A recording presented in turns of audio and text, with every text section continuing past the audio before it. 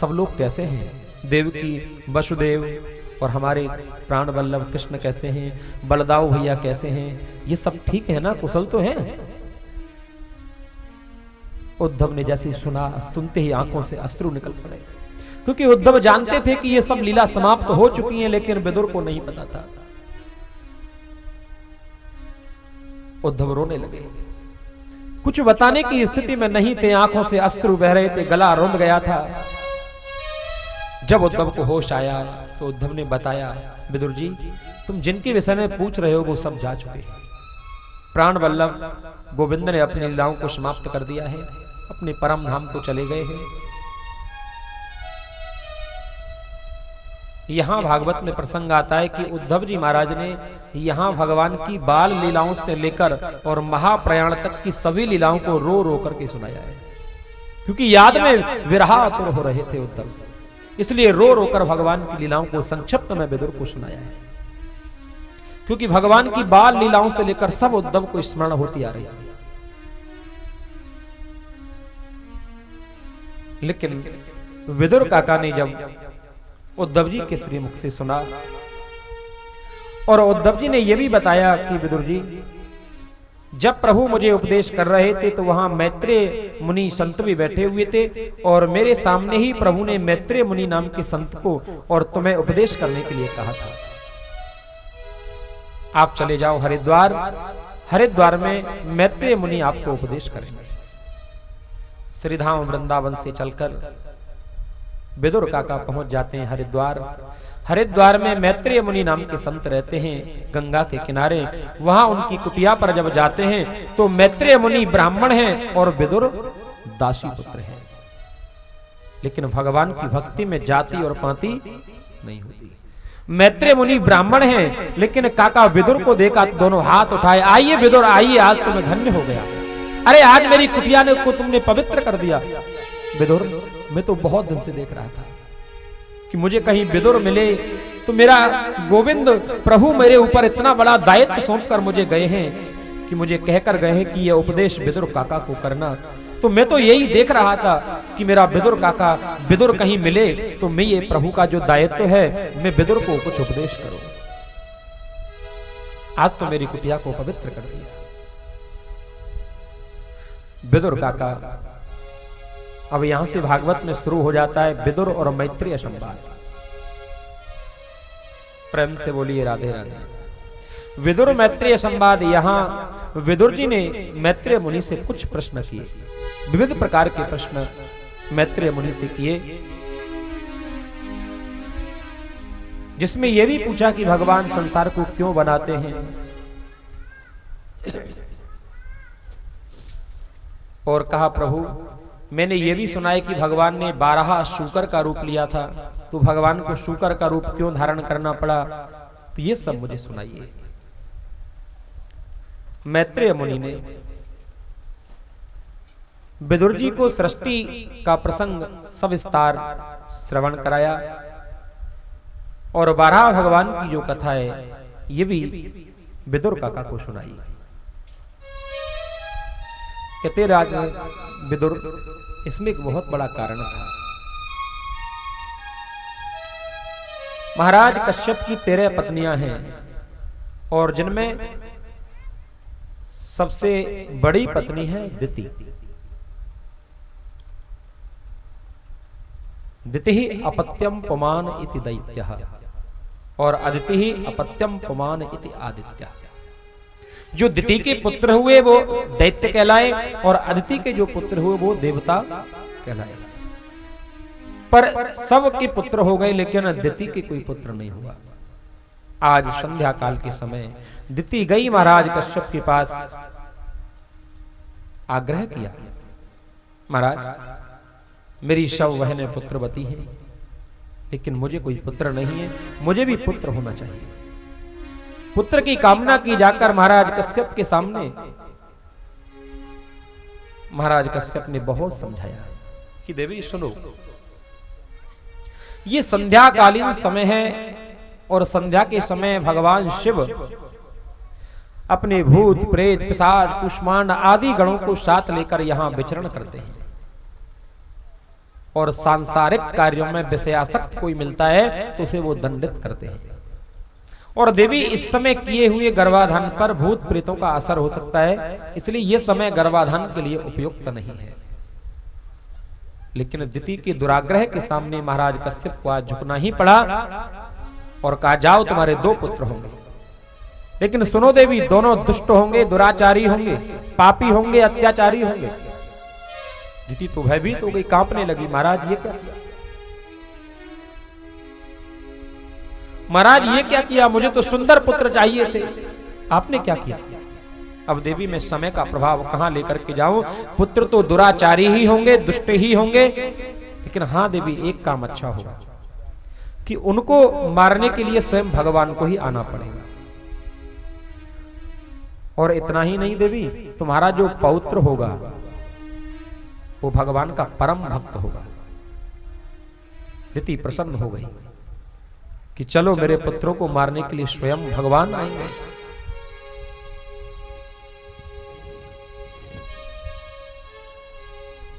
मेरे पुत्रों को मारने के लिए स्वयं भगवान को आना पड़ेगा और मेरा पौत्र भगवान का परम भक्त होगा।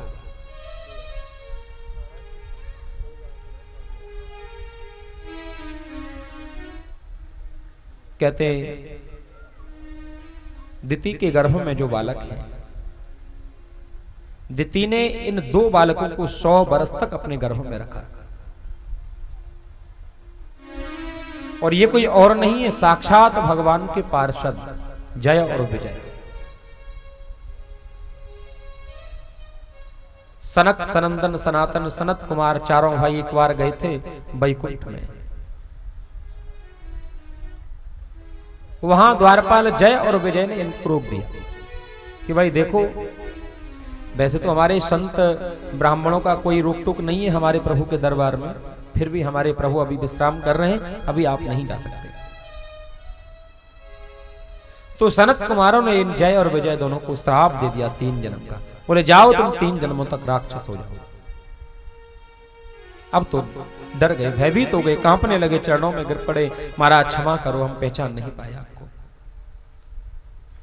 मेरे प्रभु को भी पता चल गया तो भगवान भी अंदर से दौड़े दौड़े आए और द्वार पर ही आकर द्वारपालों को भी डांटा, कहा महाराज इन्होंने बहुत बड़ी गलती की है। पर देखिए एक कथा और मिलती है कि ये पहले पूर्व रचित था। कहते हैं एक बार मां लक्ष्मी बाहर गई थी घूमने, और जब वो अंदर प्रवेश करने लगी तो जय विजय दोनों ने लक्ष्मी जी को ही रोक दिया। अब लक्ष्मी जी को बड़ा क्रोध आया, बड़ी गुस्सा कि भाई जी हमारे द्वारपाल होकर हमको ही रोकते। प्रभु को जाकर बताया, प्रभु ये कोई बात अच्छी तो है नहीं, अपने द्वारपालों ने हमको रोक दिया। बोले देवी सुनो, अभी इन द्वारपालों ने तुम्हारा अपराध किया है, इसलिए मैं कुछ नहीं कह सकता। हाँ, जिस दिन ये किसी ब्राह्मण संत का अपमान कर देंगे उस दिन इनको दंड अवश्य भोगना पड़ेगा। तो आज जैसे इन्होंने इन सनत कुमारों का अपमान किया, इनको जाने से रोका, तो उन्होंने श्राप दे दिया। बोले जाओ 3 जन्म तक तुम राक्षस हो जाओ। चरणों में गिर पड़े तो कहा बोले 3 जन्मों के बाद तुम्हारी मुक्ति हो जाएगी। तो यही दोनों भगवान के पार्षद जय और विजय दोनों आए हैं दिति के गर्भ में, और दिति ने 100 वर्ष तक इन बालकों को अपने गर्भ में रखा। दोनों का जन्म हुआ, एक का नाम है हिरण्यकशिपु, एक का नाम है हिरण्याक्ष।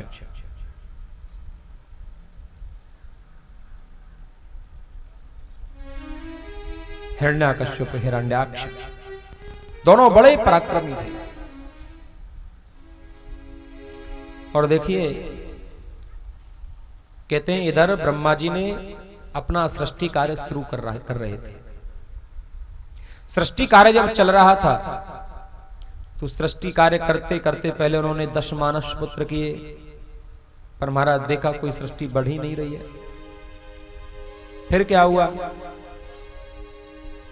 बोले फिर उन्होंने अपने शरीर के 2 भाग किए, और एक भाग से स्वयंभव मनु महाराज और एक से सतरूपा का प्राकट्य हुआ।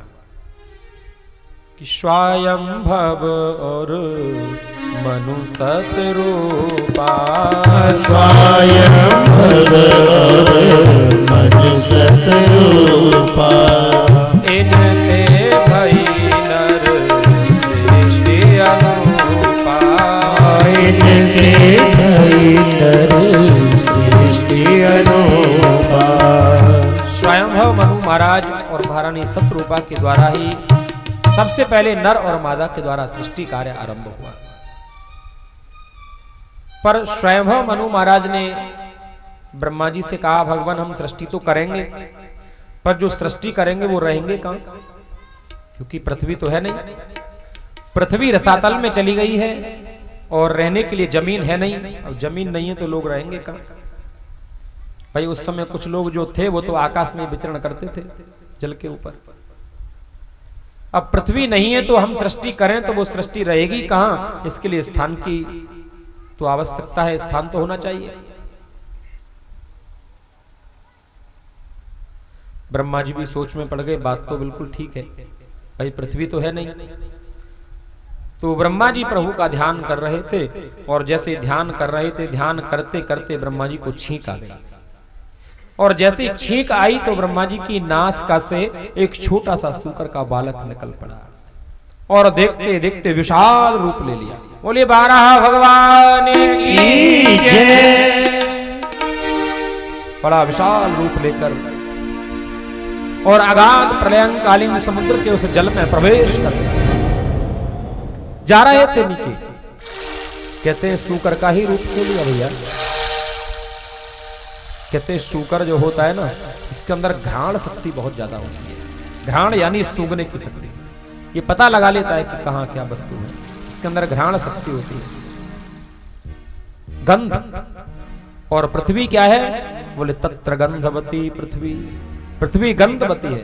तो उस अगाध जल में वो पृथ्वी कहां पड़ी होगी ये ढूंढना किसी और के बस की बात नहीं, क्योंकि उसके अंदर गंध शक्ति ज्यादा होती है। तो इसलिए वो अपने सूंघ सूंघ करके थोड़ी देर में उसका पता लगा लिया।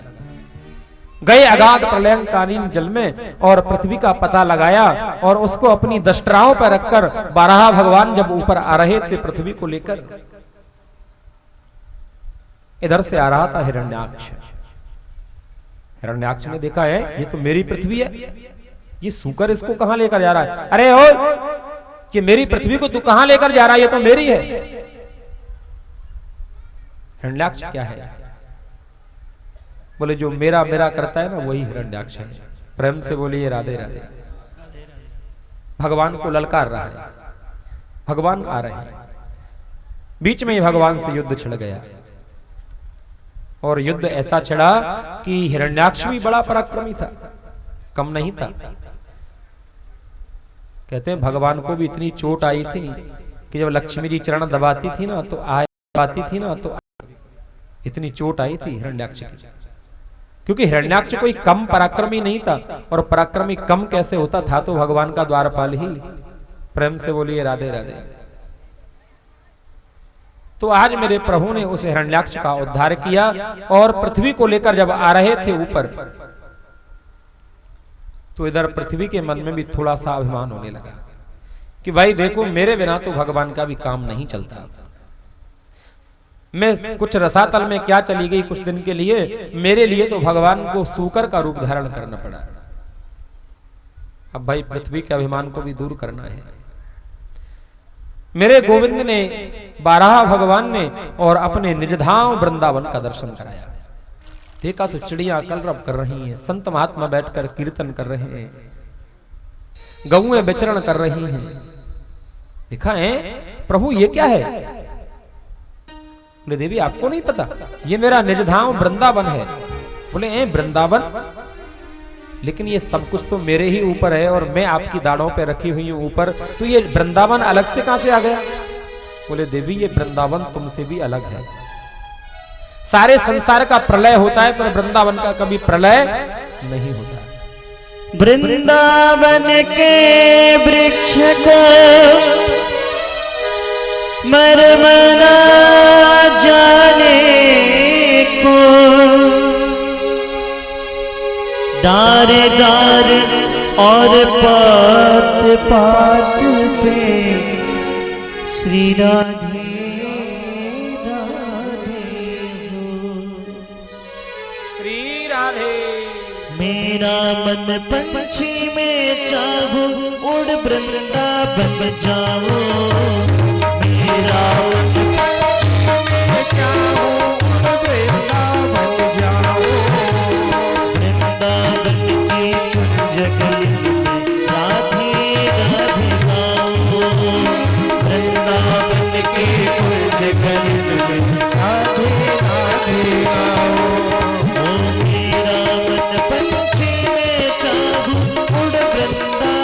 जाओ मेरा मन पंछी में चाहूं वृंदावन जाओ। वृंदावन की पावन गलियों में राधे राधे गाओ। वृंदावन की कुंज गलियों में राधे राधे गाओ। राधे राधे श्यामा श्यामा राधे राधे श्यामा श्यामा।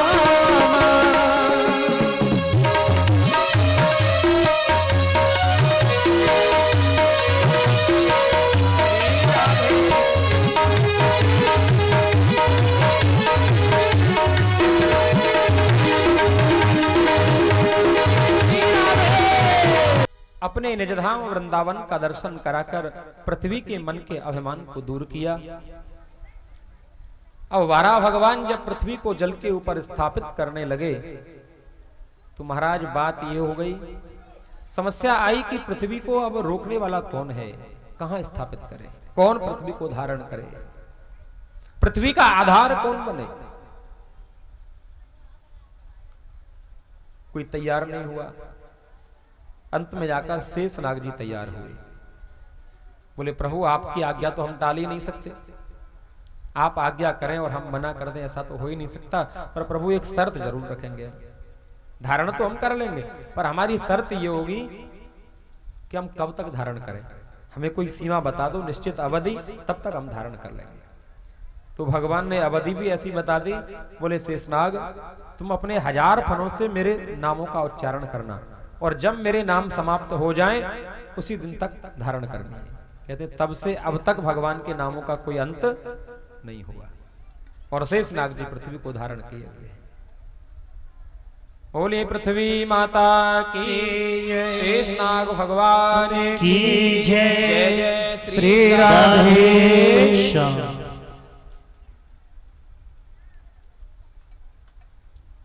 ब्रह्मा जी के एक मानस पुत्र और हुए जो ब्रह्मा जी की छाया से उत्पन्न हुए। ब्रह्मा जी की छाया से एक पुत्र उत्पन्न हुआ जिसका नाम है करदम। बड़े ब्रह्मनिष्ठ योगी, तप किया था इन्होंने, लेकिन मन में यह कामना आ गई कि हमको भी विवाह करना है। कहते हैं मन की गति बड़ी चंचल है। विश्वामित्र जी ने 60,000 वर्षों तक तप किया और मेनका नाम की अप्सरा ने आकर सब कुछ बिगाड़ दिया। मन किसी के बस में नहीं है, मन की गति बड़ी विचित्र है। 10,000 वर्षों तक महात्मा करदम जैसे ब्रह्मनिष्ठ योगी ने तप किया कि हमारा विवाह हो जाए। इधर स्वयंभव मनु महाराज ने सृष्टि कार्य आरंभ किया, पृथ्वी की स्थापना हो गई। तो सबसे पहले आकुति, देवहूति, प्रसूति और प्रियव्रत और उत्तानपाद 5 संतानें हुई, 3 कन्या और 2 पुत्र। तो स्वयंभव मनु महाराज की जो बीच की कन्या है देवहूति का विवाह महात्मा करदम के साथ हो गया।